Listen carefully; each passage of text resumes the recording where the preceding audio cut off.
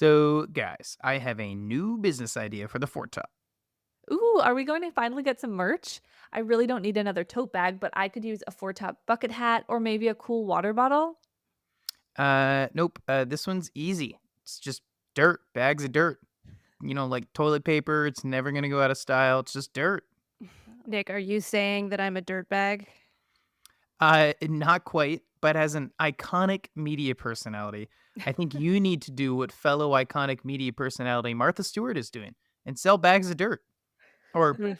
more specifically, bags of Miracle Grow organic raised bed and garden soil, and Miracle Grow organic all natural mulch. Because Martha would only sell organic dirt. Because Martha's a good gardener. Or I guess maybe she hires good gardeners. It's interesting you mentioned that, Ruby, because the Miracle Grow press release about Martha's dirt calls her one of the most respected gardeners in the world, but also refers to her longtime Bedford Estate head gardener, Ryan McAllister. So, who's the gardener here? Who cares? The real question is who's cashing the checks. And let me tell you, Nick, I have been cashing the checks on the Four Tops branded wine pants. TM, TM. TM, Yeah, TM. TM. TM that. So thanks for that idea. And guys, you can just go ahead and roll out some branded Four Top dirt. TM, TM, TM. TM, Hmm. TM. Um, and I'll go ahead and cash those checks as well because, if there's one thing our listeners are going to do, it's buy individual 28-liter bags of dirt wrapped in plastic. Wrapped in plastic. Get it, guys? Like from Twin Peaks? Oh, yeah. Yeah. Yeah, you got it. Okay, our Washington listeners will get it for sure. It's a Northwest thing. Yeah, I Yeah. don't get it, but I think we're all being duped because gardening is actually code for smoking weed on TikTok Oh. so that videos don't get flagged about, talking about weed. So I really think that Martha's dirt is for gardening. That's Uh-huh. all in air quotes that you can't see. But yeah, she's selling soil that's good for growing that good sticky herb so that her and Snoop can blaze up. Okay, yeah, and then they can drink some of Snoop's 19 Crimes wine together. It's all coming together. Exactly. Oh.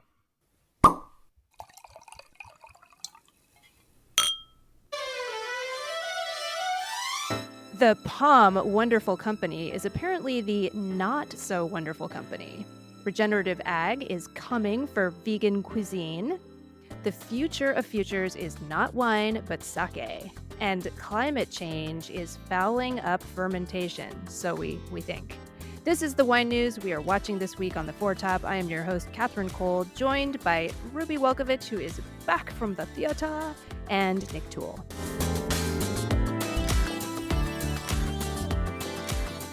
Well, here's a juicy story, a big red pomegranate juicy story.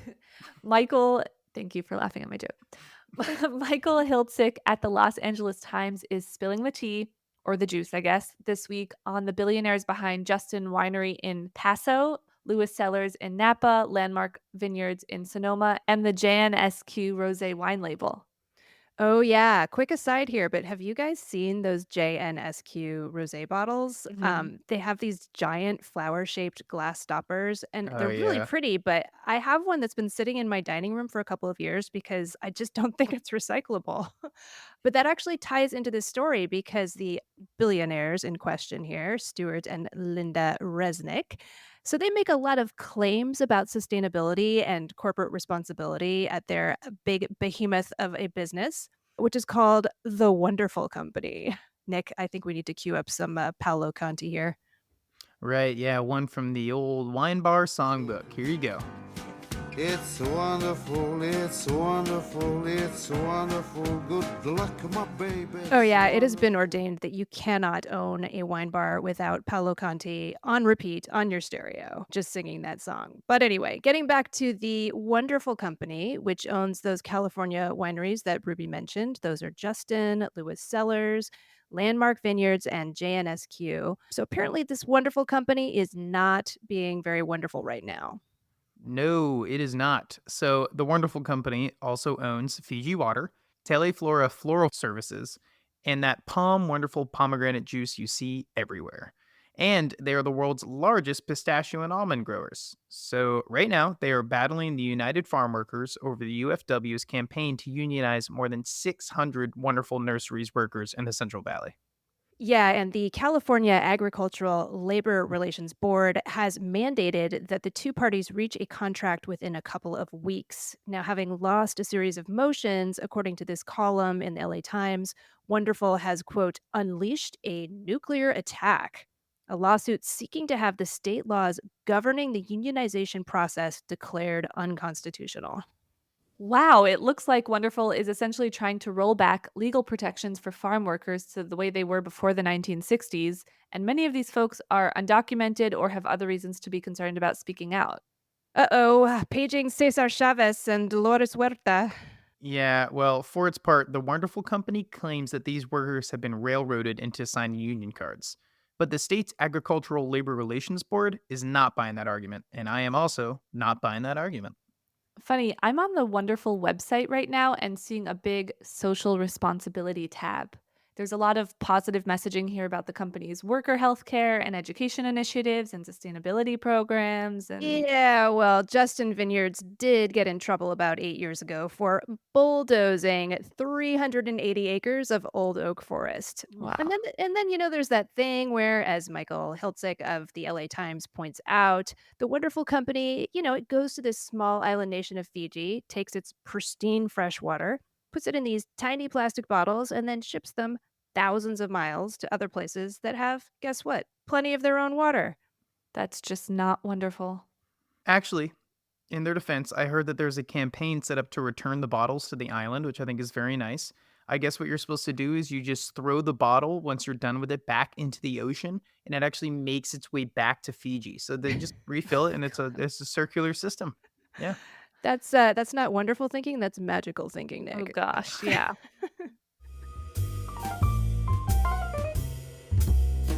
So we here at the Foretop thought wine nerds were the only ones who cared about regenerative agriculture. But it turns out that this simple, amorphous phrase, regenerative agriculture, is powerful enough to get vegans to eat meat. Seriously. Yeah, we heard this one on NPR this past weekend. So apparently, two major plant-based restaurant chains are adding beef to their offerings. So Sage Vegan Bistro has renamed itself Sage Regenerative, and Sweetgreen, a well-known national salad chain, has very much added regeneratively farmed steak to its menu. Yeah, we have Sweetgreen here in New York, and they say they make fresh, plant forward, earth friendly food. But the top three menu items on their website right now are steak dishes. Okay, folks, am I the only pescatarian around here? It's okay, you can tell me, I don't judge. Thank you. Well, I would say on a weekly basis, my wife and I limit ourselves to like plant based protein and some chicken because it is much less bad for the environment than beef, but we do eat red meat occasionally. And if I'm being totally honest, I just recently got out of a 7-year relationship with a vegan. So I've been having a bit of a rumspringer with things like butter and chicken. But I do have a mostly plant based diet. I actually think that my bio on the Four Tops website says that in my free time, I like to recreate my favorite dishes into plant based recipes. Wow, look at you, Ruby, dropping some Amish slang, some Rumspringa. Yeah, Well, I approve, and I also wanna get up on my high horse since my household is vegetarian and I'm a part-time pescatarian. People, beef is the food industry's worst greenhouse gas offender. I don't care how you're farming it, and if you wanna make one small change in your life to ease up pressure on the planet, stop eating meat. Okay, while you were lecturing us, Miss On a Different Plane every week, I headed over to Vox.com for more info on this. And I'm going to send you guys an article in the little chat here. So, the meat industry accounts for 15 to 20% of global greenhouse gas emissions. Oh, yeah. And this article by Kenny Torella pretty much says that regenerative ag is not a get out of jail free card.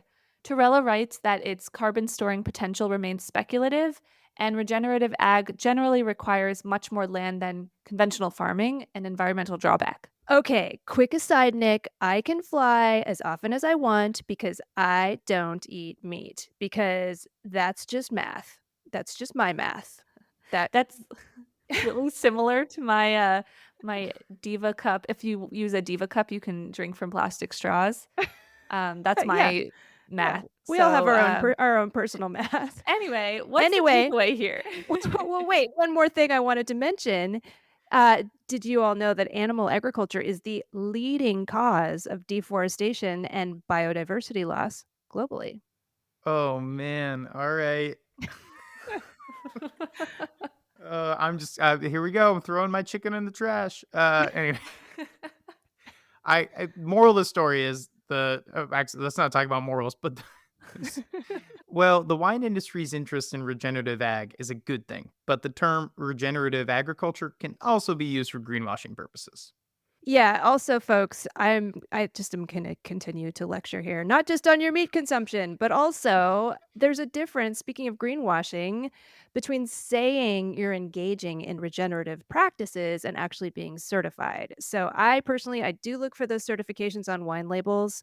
Um, organizations like Napa Green and Live, they do require their members to follow regenerative practices and they do check for them whether that's practices that can sequester carbon or whether it's about just treating your employees fairly.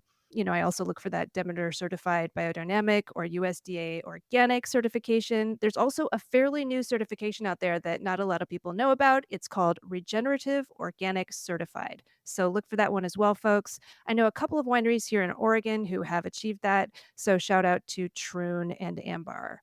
And I gotta go catch a flight. Yes.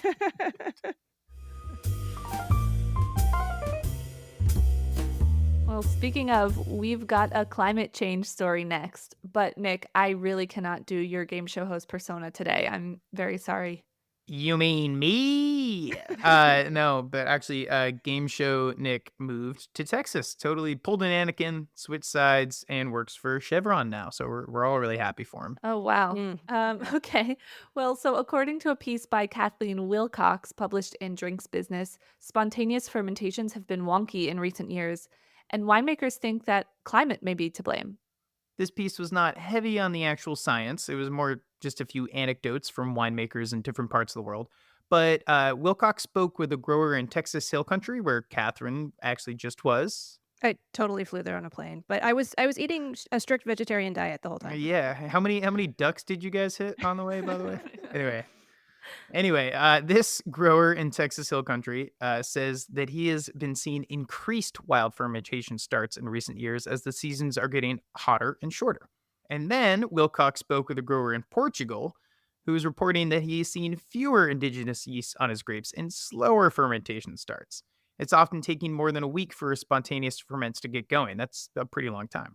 I know that here in Maine, some makers of spontaneous beer have noted changes in their fermentations, but again, anecdotal. Yeah, so she also quoted Bree Stock, who is an MW winemaker and educator right here in Oregon. And Bree weighed in to say that the workarounds from her point of view are to just work with organically or biodynamically farmed grapes and increase that skin contact, which is one of my favorite phrases in winemaking, on white and rosé wines to make sure to get all the good yeast off those skins. Uh, anyway, Stop. this kind of makes me wonder if the issue might not be climate change, but maybe it's the use of chemical herbicides. I don't know. Hmm. Sounds like this was a headline that received a lot of buzz, but the issue is unresolved. How about we throw this out as our question of the week and see what our listeners have to say? Okay, so winemaker listeners, keep an eye on our Instagram feed and weigh in when we post this question. Have wild ferments increased or decreased dramatically in recent years? And do you think the climate is to blame? Let us know. And remember, folks, correlation is not causation, but we at the Four Top love a good conversation. Ah, he's back. He's back.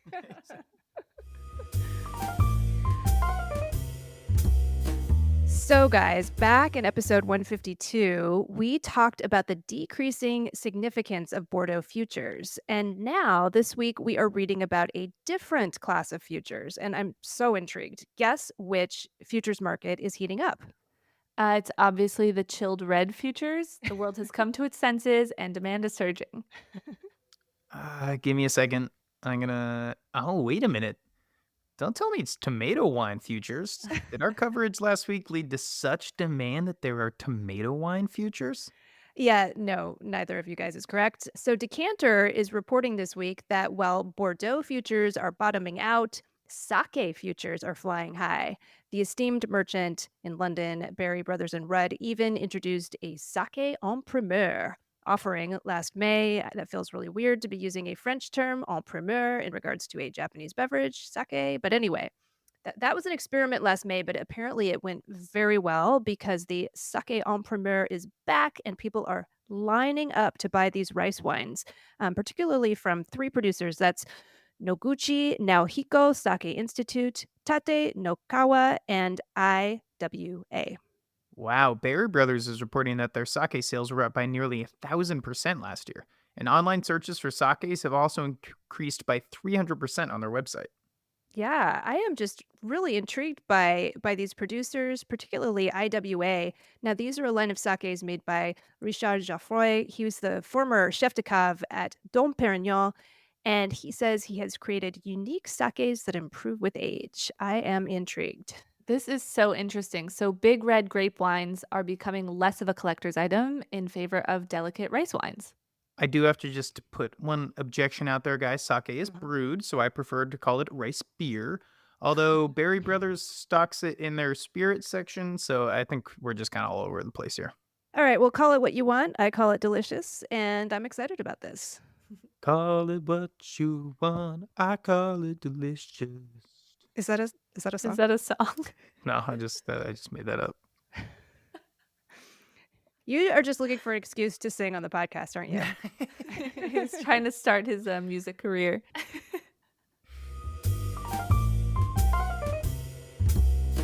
All right, I'm excited to discuss our question of the week, guys, because we've been getting a lot of feedback on our past few questions, like this one. Are foil neck wraps really necessary on champagne bottles? Oh, right. We posted this because there's a kerfuffle in the Champagne region right now Mhm. about whether producers are required to top their bottles with foil. And hey, I'm looking at our feed. I actually recognize a couple of these commenters. Here's Joel Burt, also known as Mr. Brute. He says that tin wine foils are unnecessary and they are never recycled. And Nick, how about doing a dramatic reading of AM Light's comment? That's our friend Andy Lytle. Yes, here we are. Andy says, "Why do you frame a Picasso? Why do you paint your home? Why does a beautiful woman wear makeup?" So, anyway, I think we know where Andy stands on the foil question. So, I am so sorry for Hooligan Juice Club, who writes, "My fingers are heavy with the scars of 10 years of micro slices from wine bottle foils." Ouch.